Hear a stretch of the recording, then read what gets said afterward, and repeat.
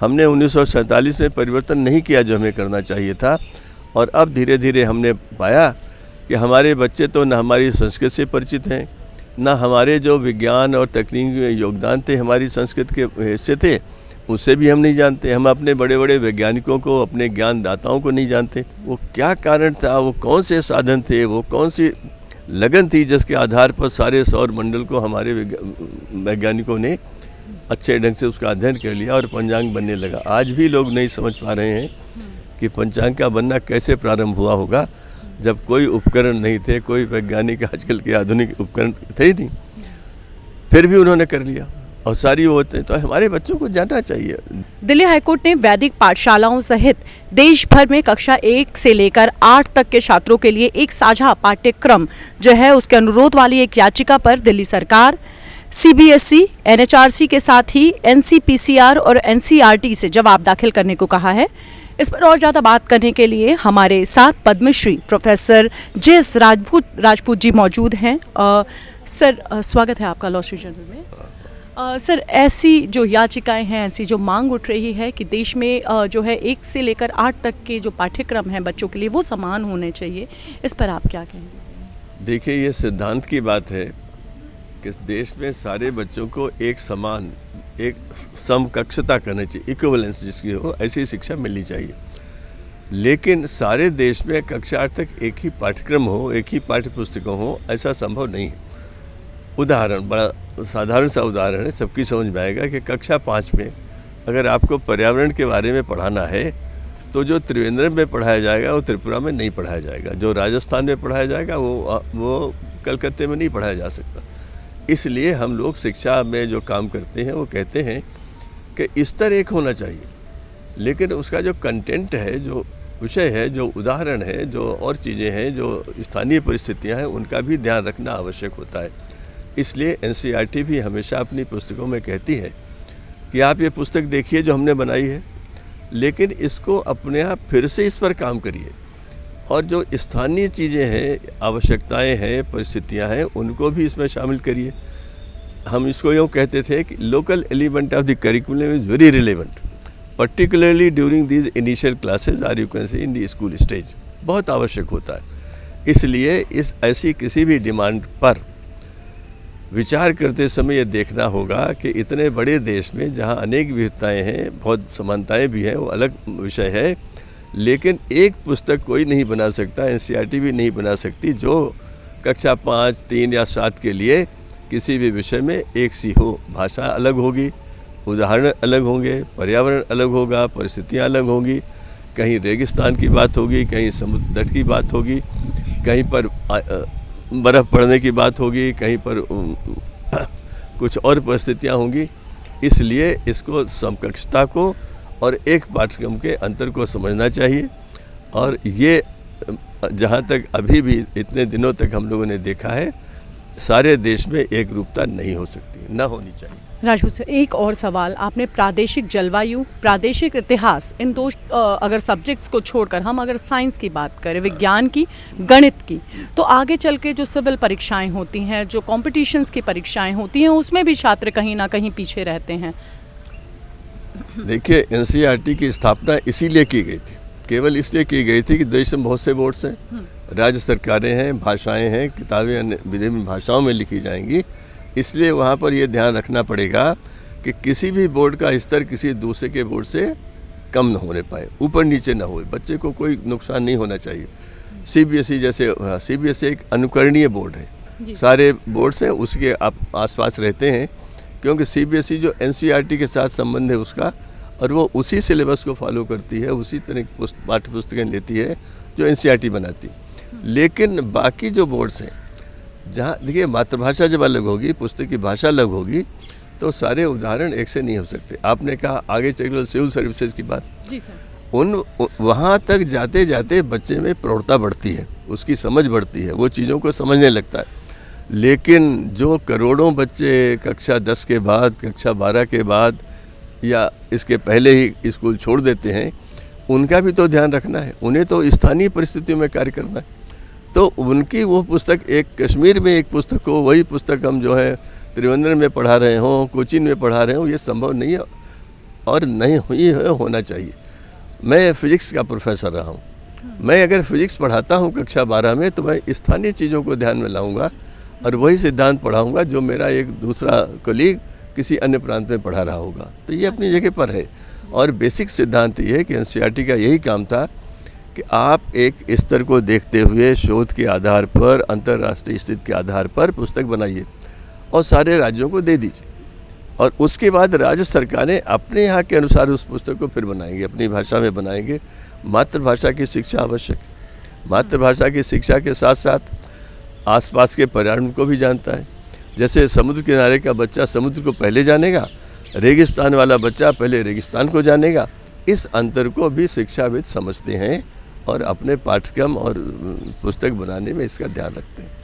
Sir, NCF जो है वो लागू है हमारी शिक्षा प्रणाली पर। इस पर भी याचिका में ये है मांग कि ये जो है मौजूदा स्थिति पे रोकती है हमारे देश में कि बच्चों पे समानता जो है, शैक्षिक समानता, उसको कहीं ना कहीं रोक रही है। तो ये पाठ्यक्रम का जो पैटर्न है इसको भी बदलने की एनसीईआरटी का उस समय डायरेक्टर था जब सन 2014 नवंबर 2000 को एक नए पाठ्यक्रम की रूपरेखा देश के सामने रखी गई थी। वह रूपरेखा 2005 में क्यों बदल दी गई इसको सब लोग जानते हैं। 2005 के बाद पाठ्यक्रम अभी तक नहीं बदला है, न पुस्तकें बदली हैं जो उस पाठ्यक्रम पर बनी थी। ये बहुत पहले बदल जाना चाहिए था, ये मेरा भी विचार है। वह पाठ्यक्रम समय के साथ अब उपयुक्त नहीं रहा है। नई शिक्षा नीति बन गई है और एनसीईआरटी नया पाठ्यक्रम बनाने की प्रक्रिया में काफ़ी आगे बढ़ चुकी है और उसके आधार पर वो नई पुस्तकें बनाएंगे।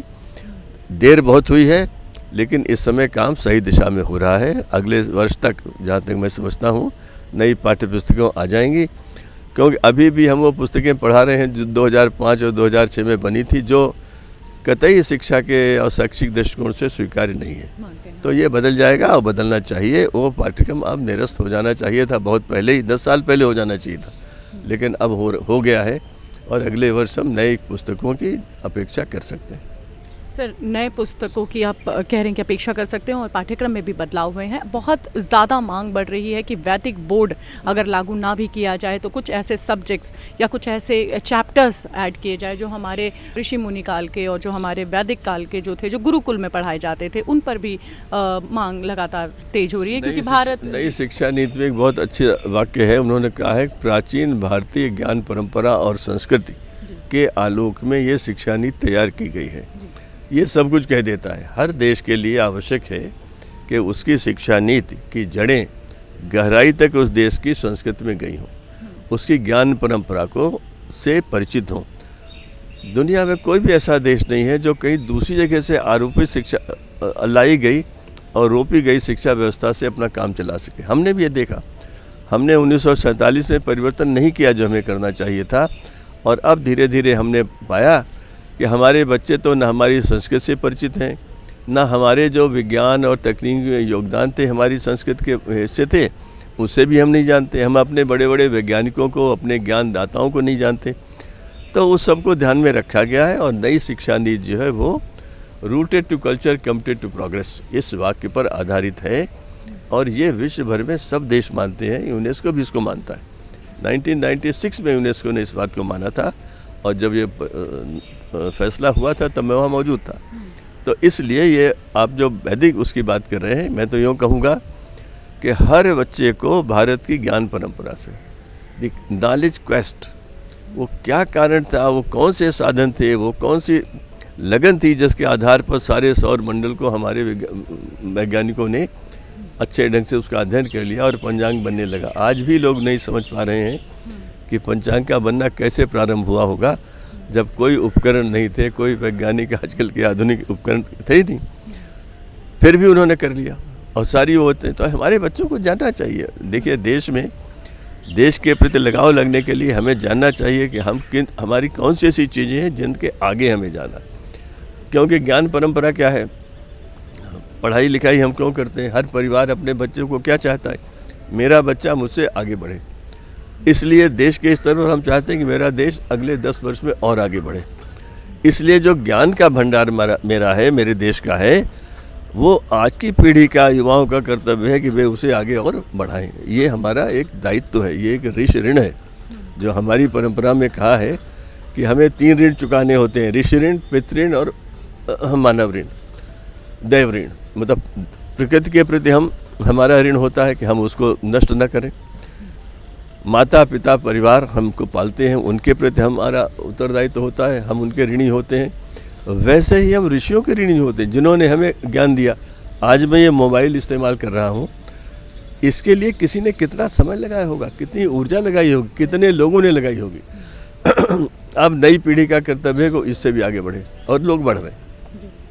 उसके लिए ये ज़रूरी होता है कि किस प्रक्रिया से हम यहाँ तक पहुँचे उसे हम जानें। तो बहुत सिंपल सा वाक्य है कि हर देश की शिक्षा rooted to culture, committed to progress. Culture को जाने, वैदिक बात आपने कही उसको भी जाने, और भी जो परंपराएं हैं उन्हें भी जाने, लेकिन नए ज्ञान के प्रति हमेशा सजग और सतर्क रहें, उसमें योगदान करने का वादा रखें और उसको और बढ़ाएं। यही हमारा कर्तव्य। तो बिल्कुल प्राचीन पद्धति को तो समझे जाने, लेकिन आने वाले वक्त में जो ज्ञान है, जो आने वाले वक्त में तकनीक है, उसको भी समझने की जिम्मेदारी आजकल के बच्चों में पूरी तरीके से होनी चाहिए। सर, आखिरी सवाल रहेगा, इस पूरी जो शिक्षा बोर्ड नीति है उस पर मदरसे हो गए, वैदिक गुरुकुल हो गए, इनकी जो शिक्षा प्रणाली है इसको अलग रखने की बात भी कही जा रही है। मैं यूँ कहूँगा, इसको शिक्षा के क्षेत्र में हूँ इसलिए मैं ये कहूँगा कि कक्षा 10 तक हर बच्चे के लिए एक नियमित पाठ्यक्रम होना चाहिए, जो हर बच्चे को पढ़ना चाहिए, चाहे वो वैदिक स्कूल में हो, चाहे वो मदरसे में हो, कहीं भी हो।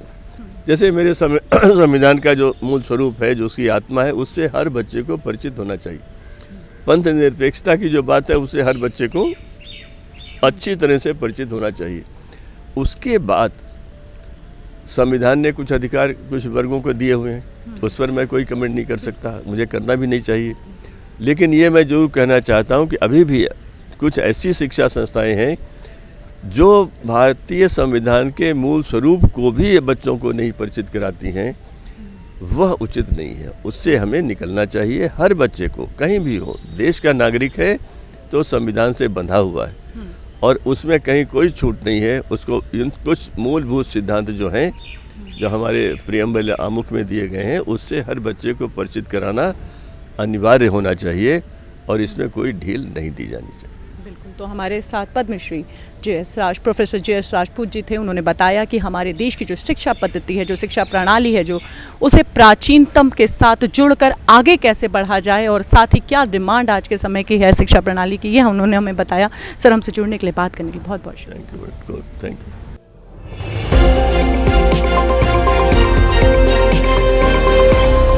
लॉ स्ट्रीट भारत, राष्ट्र के हित में।